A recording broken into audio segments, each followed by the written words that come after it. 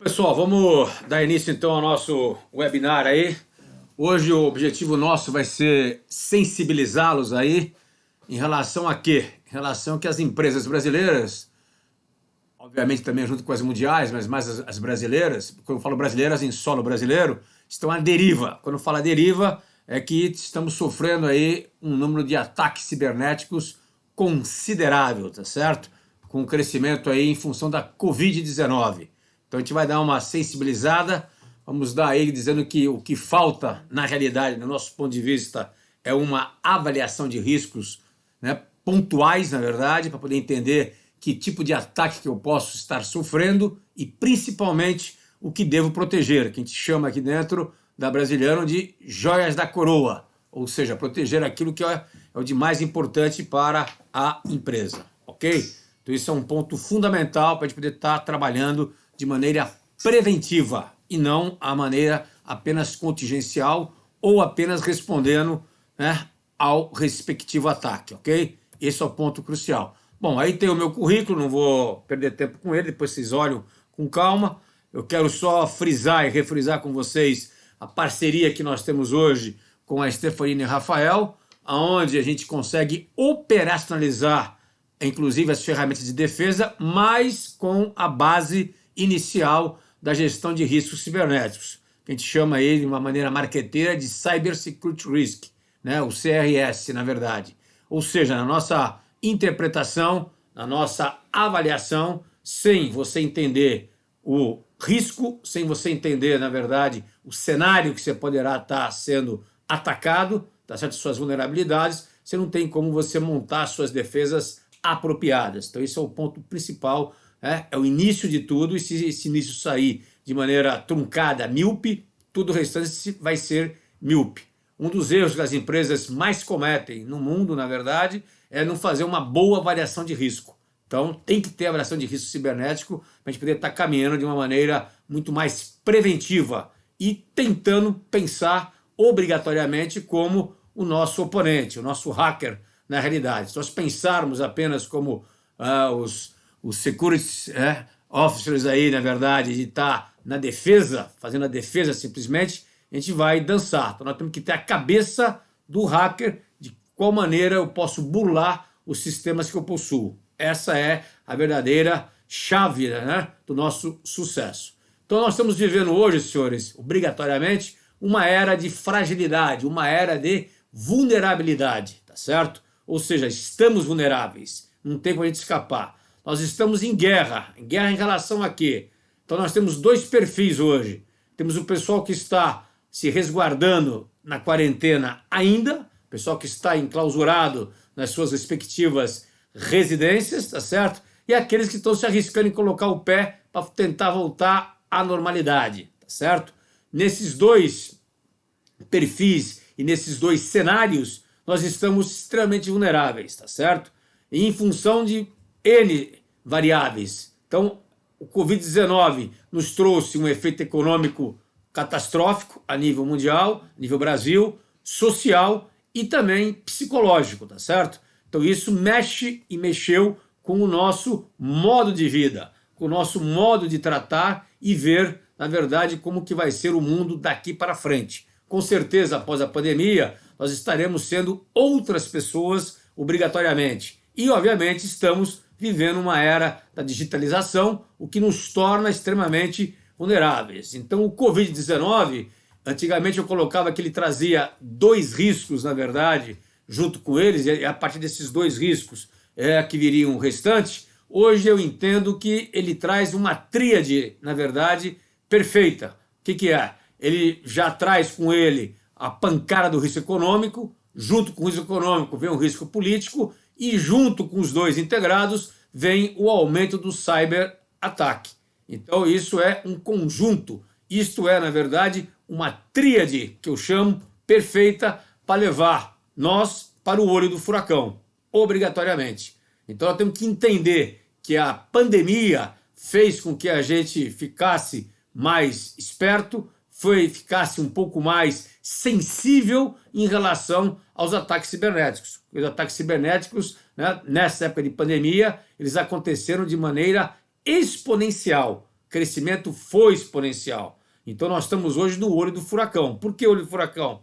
No Brasil vivemos o risco econômico nosso, risco político nosso, juntamente com o ataque cibernético, tanto na questão do home office, como na questão das empresas, na ponta da linha, na linha de produção, numa linha de uma hidrelétrica, numa linha de aeroportos, portos. Então, tudo isso daí está acontecendo hoje no Brasil. Nos hospitais que sofreram, inclusive aqui no Brasil, em São Paulo, alguns hospitais sofreram ataques cibernéticos, tá certo? Prontuário dos pacientes foram, na verdade, sequestrados, os dados foram sequestrados, aí a enfermaria não sabia que hora tinha que dar medicação, que tipo de medicação. Então, isso de fato aconteceu. Cadeia logística, então tudo foi, né, intrinsecamente mexido, intrinsecamente foi, na verdade, mudado, né, e transformado, né, numa maneira extremamente radical. E com isso nós estamos sofrendo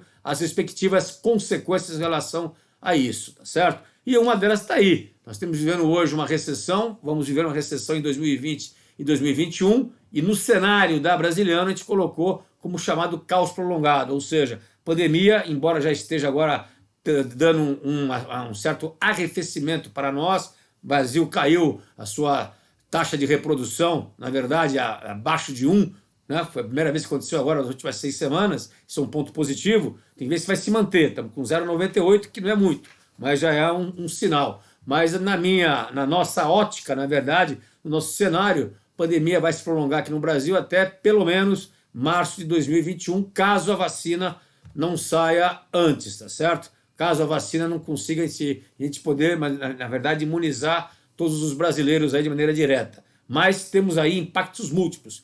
Por essa razão é que temos aí o chamado novo normal. E isso mexeu com as empresas, tá certo? Então, de maneira clara e direta, tá certo? O Covid fez com que nós tivéssemos uma adesão maciça, tá certo? Na transformação digital, então isso é importante. O que é uma adesão maciça, né? A quarta revolução industrial, que vinha já caminhando, ela vinha dando sinais que tínhamos que nos tornar mais digital. Todo mundo, tá certo? Qualquer idade, em qualquer época, tem que estar hoje plugado aí, né, no touch de maneira direta, tá certo? Isso virou uma questão de sobrevivência, não virou mais uma questão de vantagem competitiva.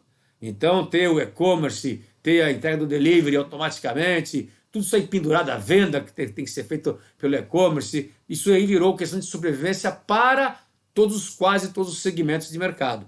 Então, houve uma transformação, na verdade, do modo como o modelo de negócio era colocado de uma forma e agora está sendo colocado de ponta cabeça e tivemos que nos adaptarmos de maneira extremamente rápida. Então, isso é um ponto fundamental para a gente possa ter isso daqui.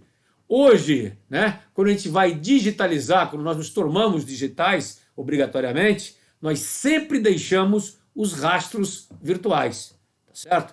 E os nossos amigos hackers, os nossos oponentes, eles fazem os serviços a delivery, tá certo? Quer dizer, eles, hackers, fazem o serviço a delivery no sentido de fazer o ataque, né, pontual e o ataque rápido. Eles são guerrilheiros, vou falar um pouco mais na frente. Mas nós, ao nós digitalizarmos, fazemos tudo a delivery, fazemos videoconferência, operações bancárias, pegamos resultados de exames que nós fazemos, na verdade são dados confidenciais nossos, dados sensíveis também via internet. Então nós temos inúmeras interações virtuais. Essas interações virtuais, senhores, geram dados valiosos. Para quem? Para você fazer o quê? O comércio dessa informação, o comércio desses dados, então. E por isso que eu brinquei e falei que o hacker faz o serviço a delivery também. Porque ele vai lá, surrupia, sequestra, tá certo? Pede o resgate e faz isso, a entrega depois a delivery, tá certo? Então, todos esses dados nossos que são valiosos, eles estão armazenados nos servidores de empresas que fornecem o serviço, tá certo? De maneira clara e direta.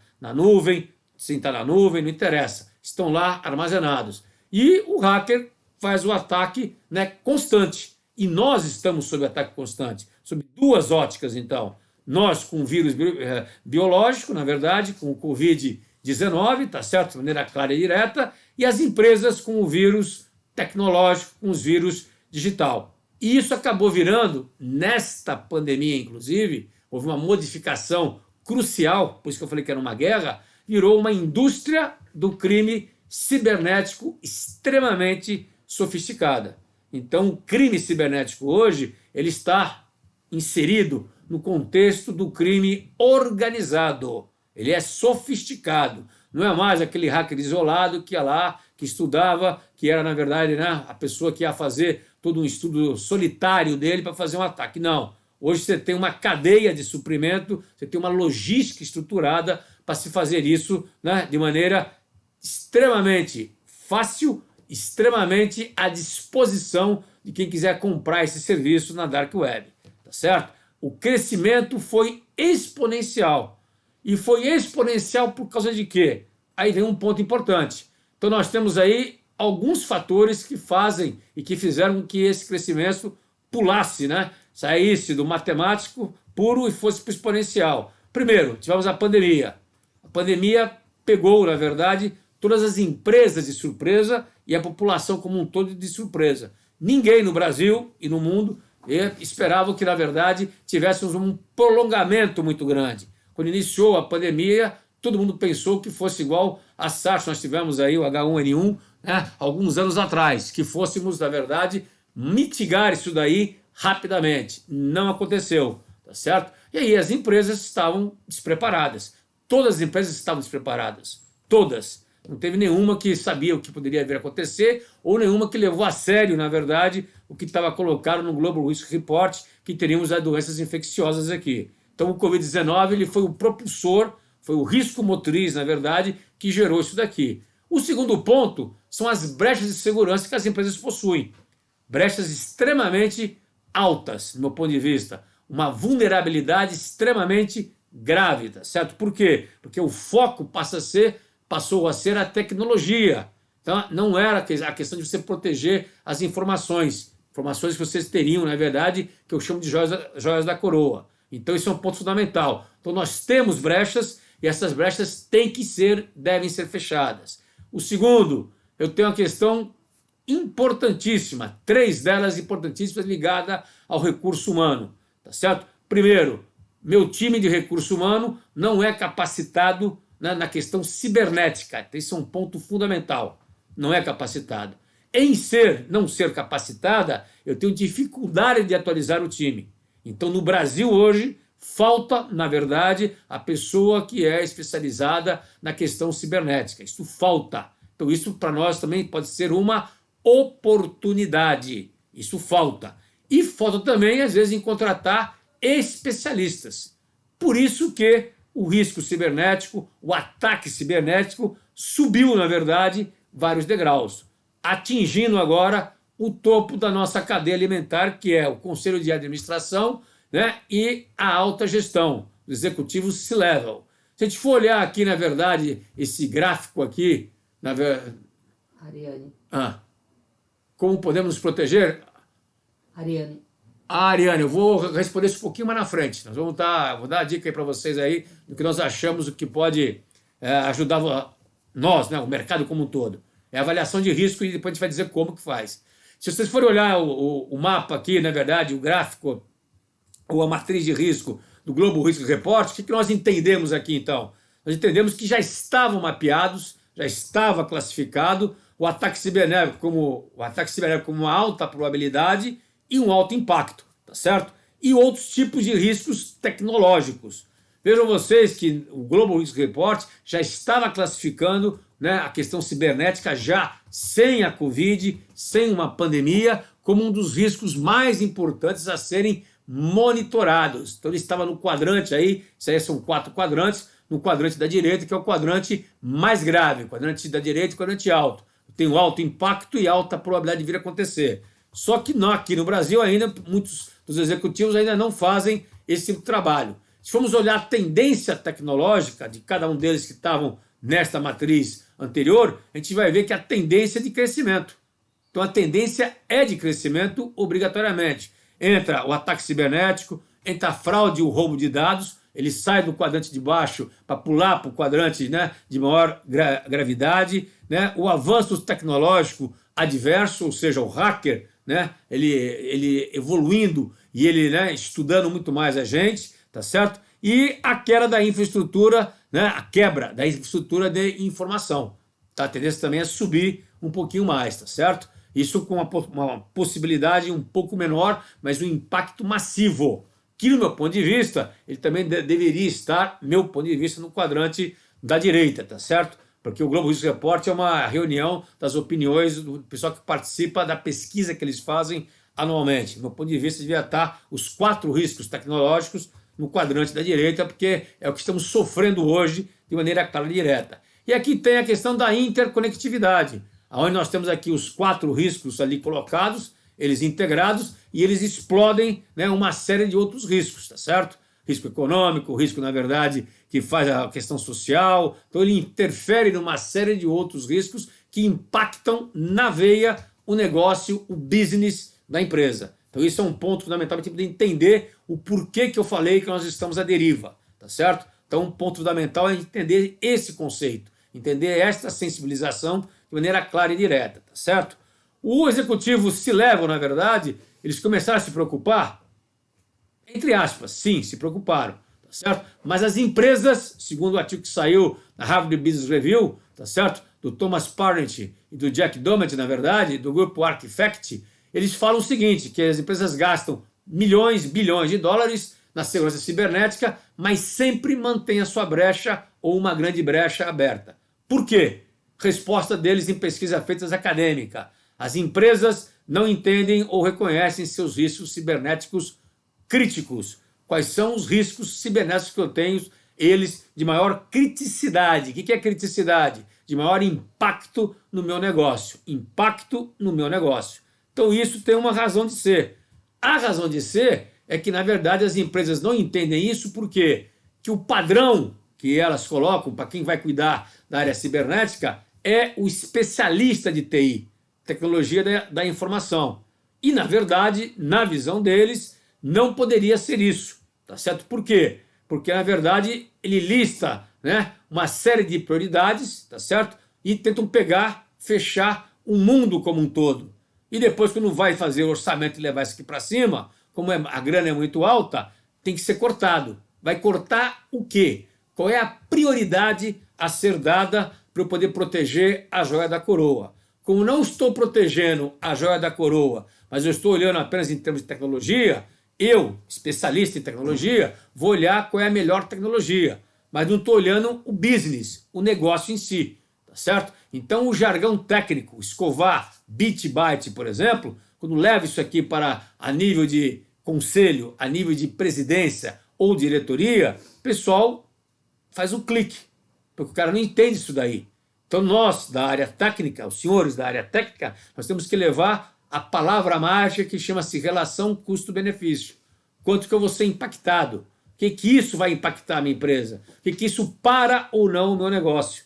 Se parar meu negócio, qual vai ser o impacto que eu vou ter? Quantos milhões, quantos bilhões de reais eu vou ter? Aí ele vai ter que investir. Ou ele assume o risco. Como a possibilidade de sofrer um ataque cibernético hoje não é uma possibilidade baixa, é muito alta, tá certo? Todos nós já sofremos ataques cibernéticos, inclusive nós aqui já sofremos um, tá certo? Então é importante a gente ter essa visão, tá certo? Tentativa de ataque cibernético todo mundo tem, o dia inteiro. Então eu tenho que saber o que é mais significativo, tá certo? Então o ataque cibernético tem que estar focado em quê?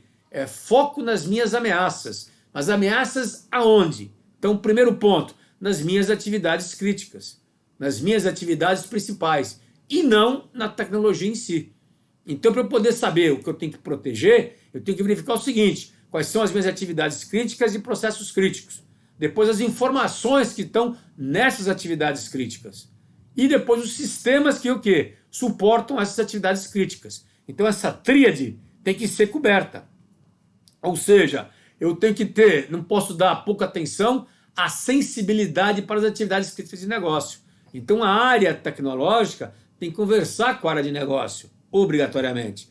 Daí tem um ponto importante, eu preciso ter um comitê, esse comitê tem que ser, na verdade, um comitê composto pelo pessoal de negócio e o pessoal tecnológico. Para dizer o seguinte, eu preciso proteger essas informações, isso é importante. Então eu tenho que ter isso. pouquíssimas empresas têm isso daqui e discutem isso entre as pessoas de forma aberta, tá certo? Preciso levantar, junto com o pessoal de tecnologia, quais são os riscos dessas atividades críticas, tá certo? E tem que saber quais sistemas que apoiam essas atividades críticas e quais são as suas vulnerabilidades. Então, exemplo, se eu tiver um sistema, né, um ERP SAP, por exemplo, e for parado, na verdade, por uma questão de ataque cibernético, a emissão de nota fiscal, por exemplo, tá claro? Eu não posso tirar um produto de dentro da minha empresa. Não pode ir para o CD, do CD não pode ir para a loja, não faço nada. Eu paralisei a minha operação. Ficou parada. Por quê? Porque o módulo de emissão de nota fiscal foi atacado, foi bombardeado e eu não dei a segurança necessária. Tá certo? Não foi só a linha de produção. Então eu posso parar a empresa, posso paralisar as operações diante de várias visões que eu tenho que ter. Tá claro? Então isso é importante. Então essa visão é uma visão de negócio, uma visão de business, na verdade. Então, para eu dar a proteção necessária, eu tenho que ter esta visão, porque o hacker tem essa visão hoje em dia. Então esse é um ponto fundamental. Quais sistemas que apoiam essa atividade? Aí entra a parte tecnológica. Então eu tenho que proteger os sistemas que suportam essas atividades e essas informações, devem estar protegidos junto com as informações e junto com as atividades, tá certo? E outro ponto importantíssimo, dependendo do ramo da minha empresa, do ramo do meu negócio, qual é o perfil que eu tenho do meu agressor, do meu oponente, que são os hackers. Que tipo de agressor que vai entrar ali? Vai ser o brincalhão? Vai ser o hack ativista? Vai ser um crime organizado? Qual é o tipo de informação que eu tenho que interessa para ele? Eu tenho que levantar isso daqui. Aí eu tenho que levantar hipóteses. Ninguém tem a bola de cristal na mão. Mas eu tenho que levantar hipóteses. E essas hipóteses têm que me dar o quê? Tem que me dar uma visão prospectiva de quê? De como que o ataque poderá vir a acontecer. Então eu tenho que imaginar esse ataque. Aí eu uso o quê? A inteligência analítica. Eu uso a inteligência analítica para conhecer o modus operandi, o padrão. Eu tenho que identificar isso aqui antes. Então a grande sacada é essa. Tem que verificar isso de maneira clara e direta, tá certo? Então isso é importante ter na mão. Eu preciso, na verdade, saber que a responsabilidade da segurança cibernética, e tem que ficar claro isso daqui, pertence a quem? Aos executivos das áreas, obrigatoriamente. Aí entra as 3 linhas de defesa. Dono do processo tem que ser o dono do risco cibernético também, obrigatoriamente, porque ele conhece a sua área, conhece o que é importante para ele proteger e ele tem que saber que se está ou não protegido. Ele tem que saber disso. Então, não adianta eu trabalhar com a minha logística e não saber, tá certo, se eu estou ou não protegido em termos de cibernética. Tá claro? Não vai adiantar nada eu estar com a minha logística totalmente operacional e de repente paralisar porque eu não tenho nota fiscal para tirar os caminhões de dentro da fábrica ou de dentro do CD. Ou ele paralisa, por exemplo, o robô que está lá mexendo na questão do estoque. Então, esse é um ponto fundamental. André Assunção, poderíamos dizer que a área de TI deve ser obrigatoriamente ter um plano de gerenciamento de contingência e de continuidade? Sim, ele tem que ter um plano de continuidade de negócio que entra na verdade, o quê? A crise, entra, na verdade, a emergência, entra, na verdade, a continuidade e entra, na verdade, a recuperação de desastre. Então, você tem que ter esses 4 planos montados, seguindo aí a 22031, que é um ponto importante. Então, a TI também tem que ter essas 4 visões, porque vai ter crise para gerir, se você parar a sua operação, obrigatoriamente. Preciso ter uma resposta direta, emergencial, o que eu faço naquela hora, e em paralelo eu sigo com a continuidade, um plano de continuidade, e em seguida eu tenho que tratar da recuperação, voltar ao que é normal. Então tem que ter isso aí montado, exatamente isso. Se não tiver isso aí, eu fico completamente a pé, E aí que entra o seguinte, eu tenho que pensar fora da caixa. Então quando eu for desenhar a minha defesa, isso é um ponto fundamental, os meus sistemas de defesa, eu tenho que fazer o que a gente chama de security, né? Cyber security by design, desde o início do projeto. Então eu tenho que entender o negócio da empresa. Então o que eu quero falar com você é o seguinte, tem que caber na minha mão, né, uma luva feita sob medida. Eu tenho que fazer um ateliê, senhores, da proteção cibernética. Tento comprar pacotes e pacotes e pacotes de sistemas sem olhar meu business. Então isso é um ponto fundamental que eu tenho que olhar. que é o que não acontece na realidade. Muitos dos senhores que estão aí lá me ouvindo agora, as empresas de vocês compram pacotes, né? Quando eu falo pacotes, o famoso pacote de prateleira. Meu ponto de vista está errado. Por quê? Vocês ainda não fizeram nem a hipótese de que tipo de ataque vocês vão sofrer. Aí eu não posso colocar um canhão para matar um passarinho ou colocar uma espingarda para matar um elefante simplesmente. Eu tenho que saber dosar isso daqui. Entra uma relação custo-benefício que é música no ouvido de quem? Do executivo C-Level, que é o presidente da empresa, a diretoria, que é o conselho de administração. Esse pessoal tem que estar sensibilizado em relação a ataque cibernético. E na experiência minha, que eu dou muita palestra para conselho, o pessoal não está sensibilizado. Nem ouve falar do risco cibernético. Ouve de orelhada. Ouve o que ouve em casa, o que ouve no jornal, mas não ficam preocupados e não cobram da área responsável ou das áreas responsáveis quais são, na verdade, a segurança que tem hoje, o nível de maturidade que tem hoje. Então isso é importantíssimo a gente ter isso aqui na mão, tá certo? É importante ter isso na mão. E isso é fundamental, por quê? Porque os nossos oponentes, os hackers, eles estão cada vez mais eficazes. Eles estão cada vez mais focados. Então eles entendem, estudam, penetram no sistema para entender o quê? Qual é a nossa fragilidade tecnológica. Os hackers hoje, senhores, comparando em termos de guerra, eu tenho um exército convencional, durinho, né, cheio de hierarquia, e eles são o quê? Eles são guerrilheiros. O guerrilheiro se move rapidamente, mudam constantemente de estratégia e de tática para quê? Para enganar o exército oponente. Tá certo? Então essa é a realidade, nua e crua. A comparação é essa. Eu sou um exército convencional e estou lutando com a guerrilha. Se eu lutar na mesma proporção que eu estou brigando, ou seja, manter o meu modus operandi igual ao do exército convencional, nunca vou vencer a guerrilha. Haja visto o que aconteceu com os Estados Unidos lá, na verdade, com o Talibã. Ele, para poder vencer o Talibã, eles tiveram que se adaptar com isso. Tá certo? Né? Aquele livro que é chamado O Time dos Times, do general que elaborou e que foi chefe do Comando Militar das Forças Armadas Americanas lá no Iraque, ele fez justamente isso. Ele quebrou a hierarquia do exército americano. Ou seja, foi a primeira vez na vida que ele dividiu o exército inteiro, tá certo, no Afeganistão, em pequenos grupos. Tá certo? E esses grupos eram comandados pela competência de cada um tinha. Foi a primeira vez na vida no exército americano que um capitão mandava, teoricamente, comandava um coronel, que um sargento comandava um capitão. Por quê? Era pela competência que ele tinha técnica, que é isso que temos que fazer, obrigatoriamente. Então ele se adaptou, na verdade, ao modus operandi da guerrilha. Ele, como um exército super rígido, cheio de hierarquia, não poderia enfrentar um exército pequeno, né, altamente volátil, altamente indisciplinado, na verdade, onde recebia informação e dela já partia para o ataque. Ele tinha que ter informação na mão, e é o que nós temos que ter. E eles se movem rapidamente, eles inovam constantemente. Quando eu falo que eles não ficam parados, é que eles inovam constantemente. Então a forma de atacar hoje é muito rápida a troca. Eu não posso me fiar a um estudo que eu tive de um ano atrás. Um ano atrás já foi um século quase para a questão cibernética. Eu tenho que acompanhar isso de maneira cerrada, tá certo? E eles vão tentar invadir o quê? O território nosso, da nossa empresa. Qual é o território nosso? Para ele pegar o troféu. Quando eu falo em troféu, eu estou falando em quê? Especificamente falando, nos dados e informações estratégicas. Que elas são sequestradas, expostas aonde? Uma parte dela é exposta na Darknet, né? Na Dark Web, desculpe. Na Dark Web, para quê? Para comprovar a veracidade. Então eles jogam lá embaixo, dão acesso para a empresa olhar e verificar, ó, a informação é tua, se não me pagar tantos milhões, tantos mil reais, tá certo? Eu vou expor isso daqui. Acabou. O que faz a empresa?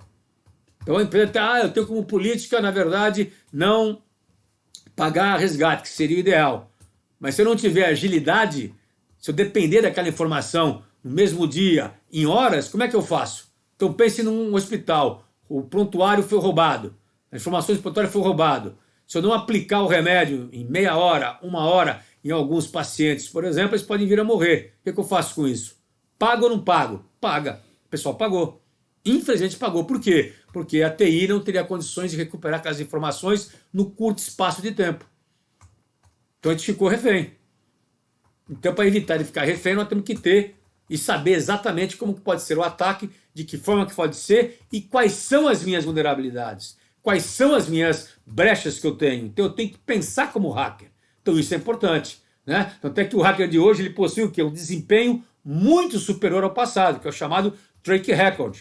Então eles têm um track record, um desempenho muito maior do que tinha um ano atrás. Um ano atrás, tá certo? Então isso é um ponto fundamental para a gente entender esse contexto de maneira clara, tá certo? Então, para a gente ter uma ideia de números, eu sofro hoje de ataque 8 trilhões de ataque.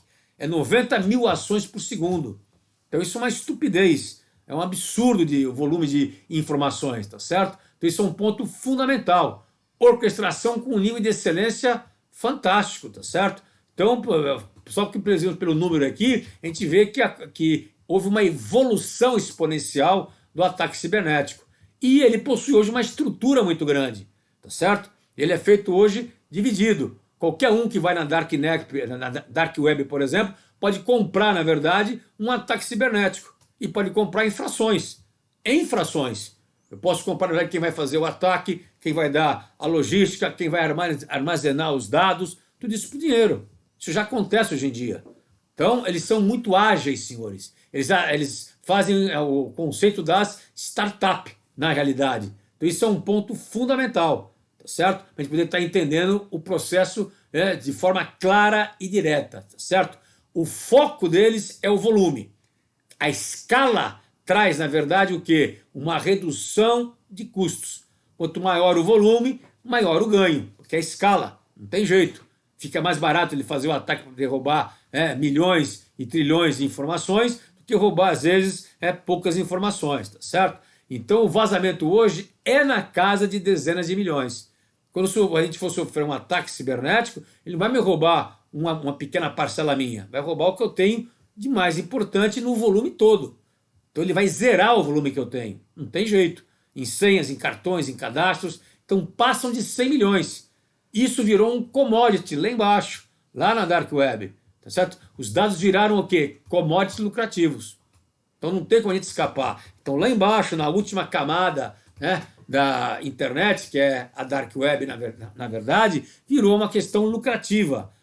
E aí vem alguns gráficos aí, que eu não vou me deter muito nisso, depois vocês vão receber, onde tem a fonte da Gartner e outras aqui, fala que o gasto com cibersegurança estão numa forte trajetória de crescimento. Agora eu pergunto para vocês, nessa forte trajetória de crescimento, estamos sendo eficazes? Somos eficazes? A gente pensar. Certo? Aqui tem, na verdade, que não é só o setor financeiro. Então a gente não pode imaginar que é só o setor financeiro que é atacado. Então tá aí. Setor financeiro, setor aeroespacial, defesa, serviço público, tecnologia, serviços, indústria e fabricação. Hoje, todo segmento é alvo. Todo segmento é alvo. Então não se iludam com isso. Todo segmento é alvo. Não tem como a gente poder escapar disso daqui. E aqui vem a chamada ameaça invisível, né? O que é ameaça invisível? É o ataque quanto custa isso a economia mundial. Então hoje, em 2020, nós estamos com 1,5 trilhões de dólares e vamos chegar a 6 trilhões, 8 trilhões de dólares em 2021. Isso é um ponto fundamental para a gente, tá certo? Antigamente, eu tinha 68% das violações levavam meses para serem descobertas, 68%. Então, quando tem o ataque, ou tem a violação do meu sistema, eu não consigo descobrir. A intrusão é feita de maneira o quê? Seletiva. Seletiva. O que é seletiva? Ele põe lá um software malicioso para poder mapear as suas seguranças e mapear quais são as vulnerabilidades. E o ataque acontece o quê? Acontece em minutos. Está aqui o dado aí. 87% acontece em minutos, certo? E aqui vem o prejuízo da indústria de seguros. Você tem em cima aí a receita das seguradoras, por exemplo, 14 bilhões de reais, por exemplo, contra 12 bi, na verdade, que foi, na verdade, o reembolso que ela teve que pagar, tá certo? Isso em 2020 agora, que foi feito em cima, embaixo 2019, vejo que 2019 era 9 milhões, foi para 14 a receita, pagou 69 mil em 2019 e já em 2020 pagamos 12 milhões de reais. Então vejam vocês a diferença que isso causa e está causando como a subida do ataque cibernético ocorreu de maneira clara. E aqui são os ataques de DDoS em gigabytes da verdade. Está sendo muito mais agressivo de maneira direta. Então a potência que eles estão fazendo é uma maneira de você testar as suas defesas, tá certo? Então a cada dia que passa, a tática e a estratégia é o que você vai fazer, o que você quer atingir, e a tática é o como que você vai fazer. Então o como que você vai fazer, eles trocam constantemente a forma que você vai estar atuando, tá certo? E aqui vem o número de dispositivos conectados, que é a nossa digitalização, tá certo? Em bilhões de dispositivos. Olha a subida que nós tivemos aí, exponencial, tá certo? Então agora, em 2020, nós estamos com mais de 50 bilhões de dispositivos conectados. Uma estupidez. Pensem vocês que cada dispositivo conectado pode estar gerando uma pequena vulnerabilidade, né? E juntando vários dispositivos que nós temos hoje, nós temos uma vulnerabilidade muito grande. E é difícil você cobrir isso tudo, às vezes. Muito complicado cobrir isso daí. Pensem vocês que nós tivemos agora em home office, quantas internets, né? Quantos equipamentos foram utilizados das empresas? Quase que nenhum. Quer dizer, uma parte foi, grande parte não foi, porque todo mundo foi para casa. Então usamos o nosso computador de casa, usamos a nossa internet de casa. Estávamos protegidos contra isso? Não, não estávamos. Não estávamos. Não adianta falar que estava, que nós não estávamos protegidos contra isso. Tá certo? Foi daí que entraram N ataques por isso daqui. Então, na verdade, nós estamos hoje na chamada terceira onda do crime cibernético. Terceira onda, porque o crime cibernético virou um crime organizado. Né? É o chamado early adopter, que é o quê? Hackers que utilizam muita tecnologia. É o conceito da startup. Eu vou partir para a tecnologia pura. E isso virou, na verdade, uma organização criminosa, onde uma pessoa faz o quê? Uma logística estruturada. Então a primeira onda era o hacker isolado, era o hacker solitário, a segunda onda eram os grupos se juntando, e a terceira onda é quando houve agora a profissionalização e a venda desse serviço, né? Eles terceirizaram isso de maneira clara e direta. Por isso nós ficamos muito mais, na verdade, muito mais expostos. Enquanto que as empresas, quanto nós, queremos fazer teste de conceito, inteligência artificial, etc., o hacker não. Ele mergulha onde? Ele mergulha no algoritmo para fazer o quê? Para mimetizar. O que é mimetizar? Eu vou adquirir a forma sua. Eu vou adquirir a sua forma. Eu vou me transformar em você. Em voz, fake news, para aprender o ponto falho, né, da segurança cibernética. Então eu vou estar mimetizando. Mimetizando. É adquirir a forma nossa. A forma que eu tenho de defesa. Então o hacker, ele se transforma, na verdade, na defesa para poder entrar, e dentro da defesa ele faz o carnaval que tem que fazer.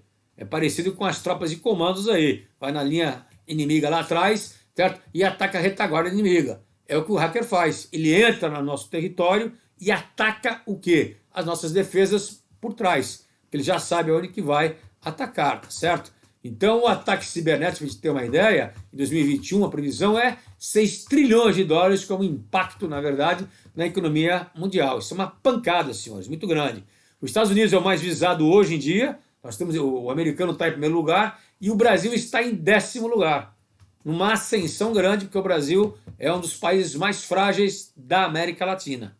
Da América Latina, tá certo? Então nós estamos em 10º lugar, na verdade, em ataque cibernético aqui em relação ao mundo. Vejam vocês, tá? Então tem aí Inglaterra, tem França, tem Alemanha, tá certo? Tem, na verdade, Itália, tá certo? Mas nós somos aí o 10º país do mundo. Então em ataques cibernéticos, em quantidades de ataques cibernéticos, tá certo? Então aí está mostrando que estamos aí completamente à deriva. Como que a gente segura isso daqui, que foi a pergunta que teve lá na frente, tá certo? Pergunta que a gente tem que ter um framework parrudo, estruturado, de gestão de risco cibernético. Então, de gestão de risco cibernético. Eu não posso fazer, na verdade, pensar direto na tecnologia, pensar numa SOC direto, pensar em colocar e monitorar, né, uma dark web inicialmente, sem eu ter ideia do que eu tenho que proteger e dos riscos que eu tenho. Então, resumindo para vocês, a gente tem isso aqui, ó. O Cyber Security Risk, que eu vou colocar o que aqui? Primeira coisa básica, eu tenho que saber essa tríade aqui, a joia da coroa. Eu tenho que saber quais são meus processos críticos, a minha informação que é crítica dentro do processo crítico e saber, na verdade, os sistemas que suportam esse processo crítico. Eu tenho que saber isso daqui. Isso vem da onde? Da minha cadeia de valor / planejamento estratégico. Então eu estou falando aqui de business, senhores, negócio. Eu tenho que entender de negócio em primeiro lugar. Se eu não entender de negócio, não adianta eu querer fazer uma maturidade, né, pegar um questionário da NIST ou das ISOs aí da vida, ou do COSO Cyber, fazer um questionário desse, com base em quê? Então eu só vou entender a minha fragilidade, só vou entender o meu nível de maturidade se eu entender aquilo que eu quero proteger. São as joias da coroa. Obrigatoriamente. Aí eu pergunto para vocês, nós fazemos isso? Em termos de cibersegurança? Resposta, não fazemos. O que nós fazemos? Compramos as prateleiras, os pacotes das prateleiras, para poder estar colocando aí vários sistemas, e às vezes esses vários sistemas não cobrem aquilo que é o mais importante. Após eu fazer, na verdade, o meu nível de maturidade e entender quais são as minhas fragilidades, com base no questionário da NIST, por exemplo, que é importante, aí sim, essas não conformidades, eles não são riscos, eles são causas dos riscos.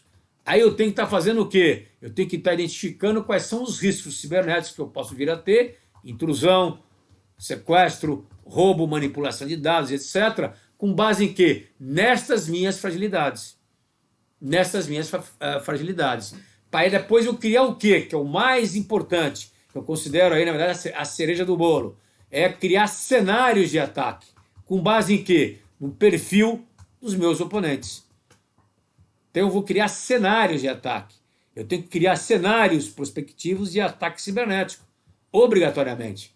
E com base nesses ataques, com base nessas hipóteses, eu monto o quê? Eu monto as soluções preventivas mitigatórias e de crise. E com base em quê? Na música que o executivo quer ouvir. Relação custo-benefício. Relação custo-benefício. Se tiver um ataque aqui cibernético, dessa monta aqui para a nossa linha de produção. Para olhar a linha de produção, eu não tenho como mais ter o produto na mão, posso desabastecer o mercado, por exemplo, como consequência, certo? Quanto isso me custa? Em termos de imagem, em termos de contrato, que são legais, em termos de mercado, aí vai embora. Em termos de share de mercado, então isso eu tenho que estar olhando. Então esse framework agora aqui um pouco mais lúdico, diria eu para vocês, é para vocês entenderem, na verdade, o que nós temos que fazer com esse framework aqui pesado, que a gente usa as ferramentas, tá certo? Então a avaliação de riscos cibernéticos, senhores, o Cyber Security Risk, dá essa visão para vocês clara, desde que façamos de forma direta, na verdade, a questão de você levantar as informações críticas. Tem uma pergunta aí para nós aqui agora. Reinaldo.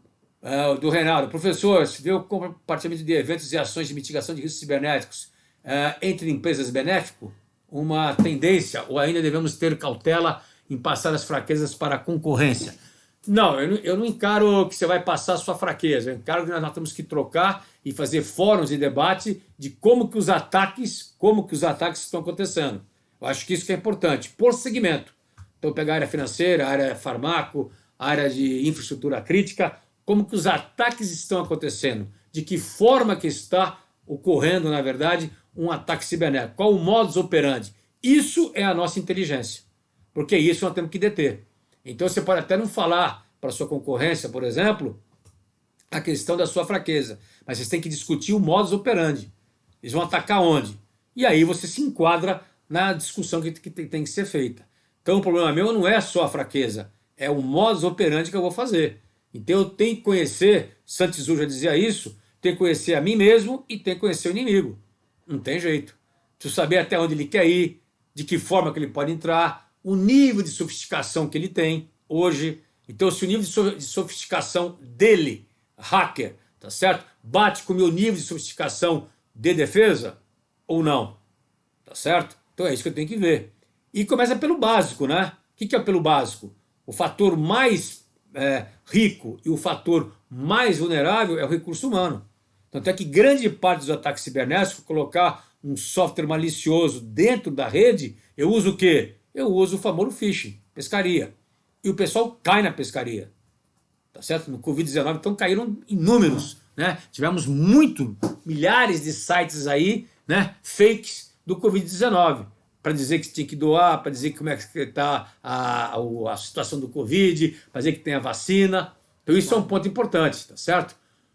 Ricardo, tem um segmento que melhor gerencia esses riscos cibernéticos? Segmento? Não, segmento eu não tenho. O que tem, Ricardo, é o seguinte, eu tenho que fazer uma equipe multidisciplinar, que é um ponto fundamental, e entender bem o negócio da empresa. Claro, você pode ser a pessoa técnica de cyber, que tem que ser uma pessoa nexialista. Nexialista é aquela pessoa que não é nem um especialista, né, e nem um generalista. É a pessoa que vai fazer a conexão, conectividade. Então você vai juntar peças, né, do xadrez teu, peças do tabuleiro, para você ter uma boa defesa.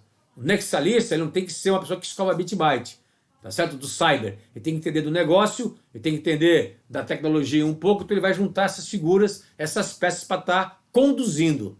Na minha opinião, a pessoa de cyber tem que ser uma pessoa com um nível estratégico da empresa boa e que junte essas peças do tabuleiro. Essa é a grande sacada, do meu ponto de vista, que eu vejo tem que ser feita, tá certo? Então isso é um ponto fundamental a gente entender isso daí. Deu para responder, Ricardo? Acho que deu, né? Em termos de macro. Então não tem um segmento único.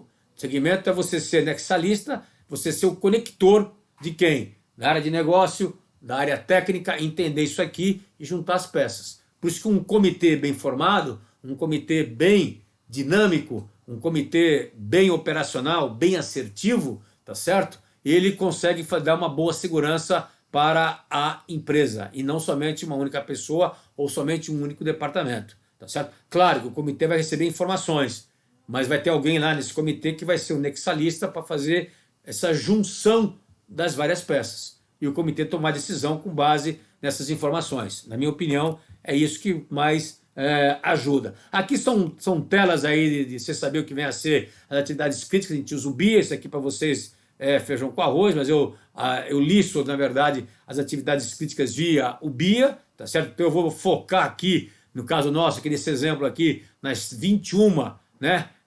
21 processos ou atividades críticas que eu tenho da empresa, tá certo? Faço a listagem dessas atividades críticas, dou a nota, tá certo? Faço depois a informação dessas atividades críticas, dentro dessas atividades críticas, quais são as informações importantes. Preciso colocar uma métrica de relevância para ela e métrica de impacto. Se a informação for vazada, for retirada, sequestrada, o que sofre a empresa?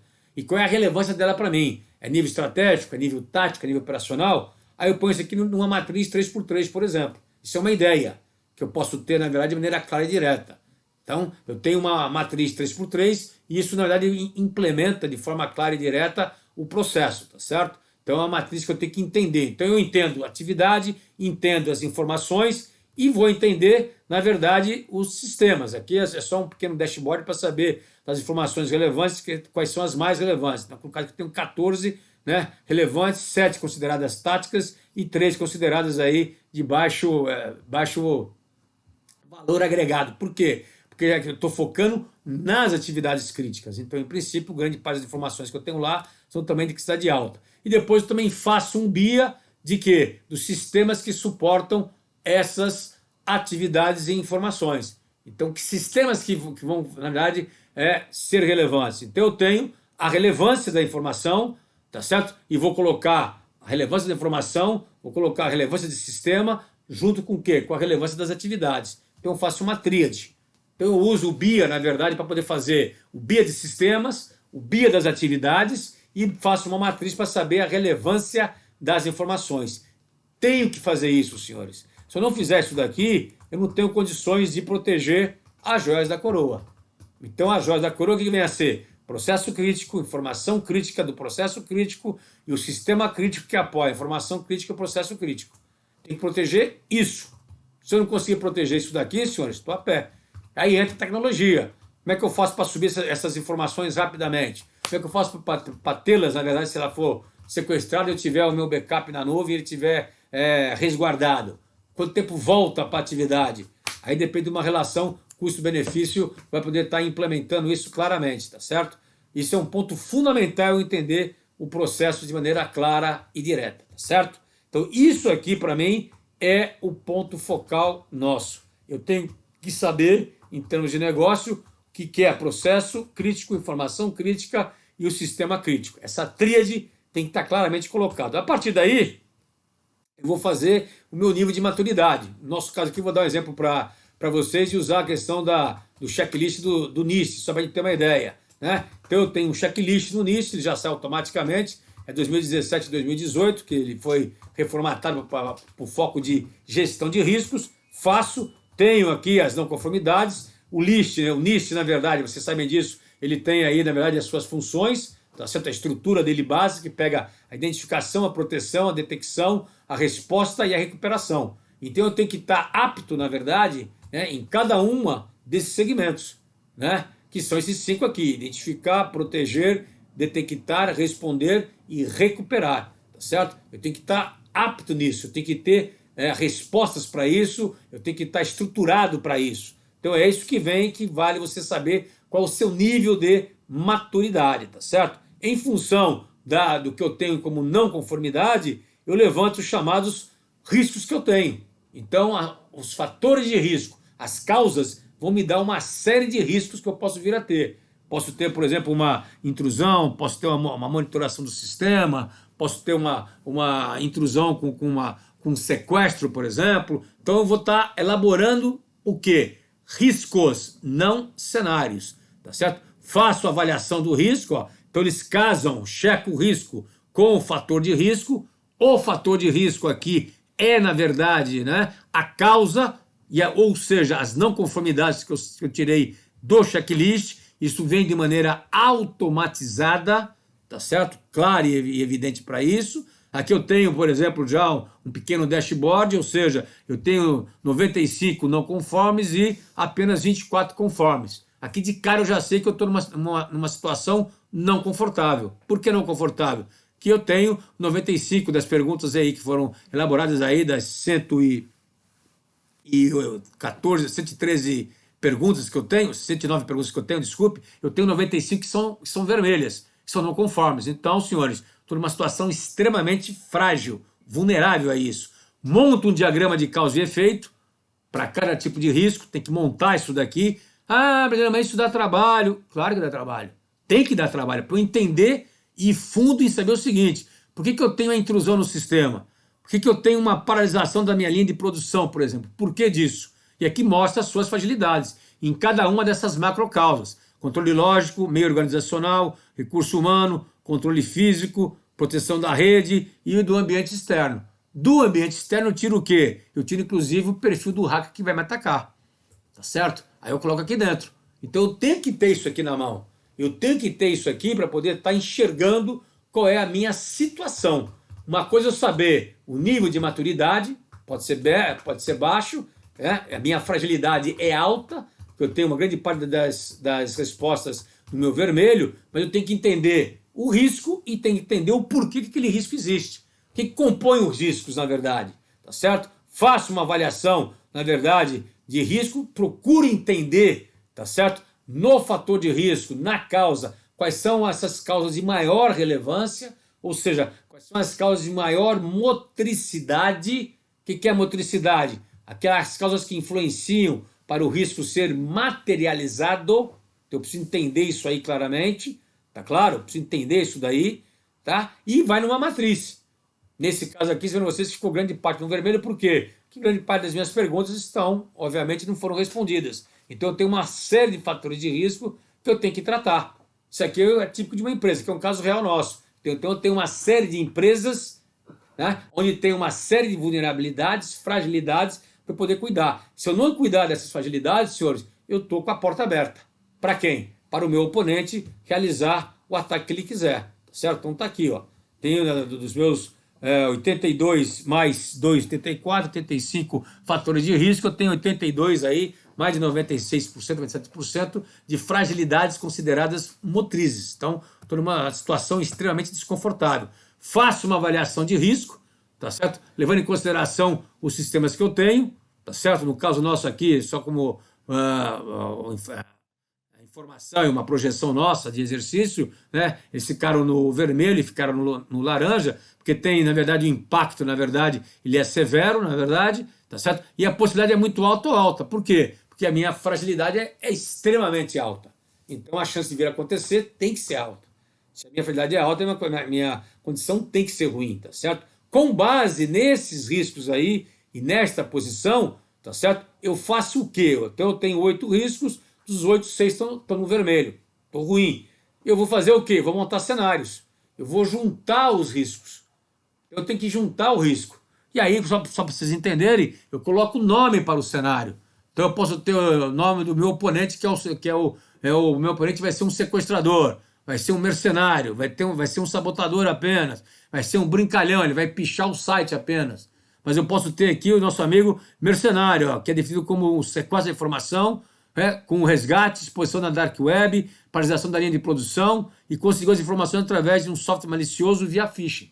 Então pronto, esse é um cenário que eu tenho. Como é que eu faço para me proteger disso? Que ferramentas eu tenho que ter para proteger isso daqui? O que eu tenho que fechar, na verdade, né, de porta para poder evitar que eu vou ter o phishing? Então eu tenho que ter uma conscientização muito grande do meu RH, obrigatoriamente. Tem que receber um treinamento massivo disso, porque a entrada é pelo phishing, ainda é pelo phishing, obrigatoriamente. Tenho que saber o perfil dos hackers. Então eu vou usar aqui, na verdade, a inteligência, né, para poder estar focando em como que ele faz isso daqui. Essa inteligência, ela vem do diagrama de causa e efeito, porque se eu tenho ali as minhas fragilidades, eu tenho que elaborar como que ele vai ser atacado, o meu sistema. Então eu tenho com base nisso, tá certo? De maneira clara e direta. E aí eu faço o quê? Uma avaliação de risco, na verdade, que sai automaticamente. Com base em quê? Com base na criticidade de cada risco. Então eu vou juntar os cenários que têm vários riscos. Esses vários riscos já têm uma criticidade. E o cenário vai ser uma média de quê? Do impacto desses riscos e uma média da probabilidade desses riscos. Vejo vocês que eu tenho aqui, 4 cenários que eu tenho, 3 ficaram no vermelho e um ficou no laranja. Então tá aqui, mas com chance de vir a acontecer muito alta. E dos 4 cenários, 3 têm um impacto severo para a minha empresa, tá certo? Então o que significa para mim? Que eu estou extremamente frágil. Com base nisso, eu vou atrás de quê agora? Agora eu vou atrás da solução. Então, o nexalista, nessa hora, que é o homem cibernético, ele vai juntar o quê? Se eu tenho essas fragilidades, quais são as ferramentas que cobrem essas minhas fragilidades? Então, senhores, eu fui perguntado no início, como é que eu me protejo? Desta maneira, desta forma. Eu tenho que saber quais são as minhas vulnerabilidades, de que forma que eu posso ser atacado, de que forma que eu posso ser atacado. Então, eu tenho que pensar muito na visão prospectiva e não numa visão projetiva. Isso é importante. A projetiva não vale mais, porque o hacker troca, né, de tática constantemente. Então tem que imaginar isso aqui, tem que ficar estudando o que está acontecendo. Isso é importantíssimo, tá certo? Para eu criar depois o quê? Meu plano de ação, indicador e monitoramento. Então a ferramenta, senhores, que eu vou usar para poder proteger, ela é a última etapa que eu tenho que ter. Se eu não construir tudo isso daqui que nós passamos aqui agora, eu vou dar tiro na água. Eu vou estar chutando, na realidade, a forma que eu vou fazer. Então, na nossa interpretação da Brasiliano, se não tiver uma boa gestão de risco cibernética, eu não tenho uma proteção adequada. Por quê? Se eu não imaginar prospectivamente o ataque, tipo de ataque que eu vou sofrer, eu fico a pé. Eu fico a pé. Qual é a base de eu sofrer o ataque? O que eu tenho de informação importante, tá certo? Informação que vale para o meu atacante, é aquilo que eu tenho que proteger, como que está a proteção daquilo ali? Como que está o meu nível de maturidade em proteger as joias da coroa? Nível de maturidade em proteger a joia da coroa. Que é isso que eu tenho que fechar. Esse é o ponto fundamental, né? É a base para a gente poder estar entendendo tudo. Então, eu tenho que ter sistemas que vão derrubar, que vão fechar a porta de quê? Das minhas não conformidades. Esse é o ponto fundamental que eu tenho para falar. E essa solução que eu vou dar pode desde eu estar sensibilizando a alta gestão e o meu público interno fortemente nisso, tá certo? Que é o canal de entrada hoje, né, dos grandes ataques cibernéticos, é via phishing obrigatoriamente, e depois para as ferramentas que eu tenho de TI para poder dar o suporte necessário. Então, esse framework que nós temos aí, casado aí com a Stephanie Rafael, tá certo? A gente entra com a base de gestão de riscos, tá certo? E depois a gente tem todo um processo para poder colocar e sugerir ferramentas para que a empresa possa estar segura. Com base em quê? Base na fragilidade e na sua relação custo-benefício. Ok, senhores? O que eu queria falar com vocês basicamente era isso. Mais alguma pergunta? Alguma dúvida que eu possa tirar? Tá certo? Para a gente poder estar aí finalizando aí o nosso webinar. Eu acho que a grande sacada nossa é essa. Eu acho que cabe a vocês sensibilizar hoje a alta gestão, o C-Level, na verdade, tá certo? Para que a gente possa, na verdade, dar essa continuidade e fechar, de fato, as brechas para o ataque cibernético. Caso isso não aconteça, nós vamos estar sofrendo de maneira contínua os ataques constantes cibernéticos. E muitas empresas, incluindo infraestrutura crítica, vai deixar aí vários serviços, na verdade, né, fora do ar por algum tempo, certo? Então esse é um ponto fundamental para a gente poder fechar realmente as portas. Ok, pessoal? Alguma pergunta mais? Acho que não, né? Acho que todo mundo aí já captou aí o que eu queria falar para vocês aí. Ok? Agradeço aí a todos, ok? Muito obrigado. Paulo Barnabé. Obrigado aí, Paulo Barnabé, meu grande parceiro aí, tá certo? Ele fez uma pergunta. Considerando que os ataques seriam, na sua maioria, externos, deveríamos chamá-los de ameaças ao invés de fatores de risco, ou, para efeito de matriz, todos entram no mesmo patamar? Para efeito de matriz, todos entram no mesmo patamar, Paulo. Isso aí é ameaça, você pode colocar naquele ambiente externo, na verdade, mas você tem brechas suas internas, não esquece disso. Você tem a brecha externa, o ataque, a forma como você vai sofrer o ataque é ameaça. Agora, a brecha que você tem é interna, tudo bem? Então, você tem que trabalhar com o fator interno e o fator externo. Ok? Ok, senhores. Paulo, obrigado aí. Muito obrigado. A gente vai mandar depois aí a apresentação e fica o vídeo também à disposição.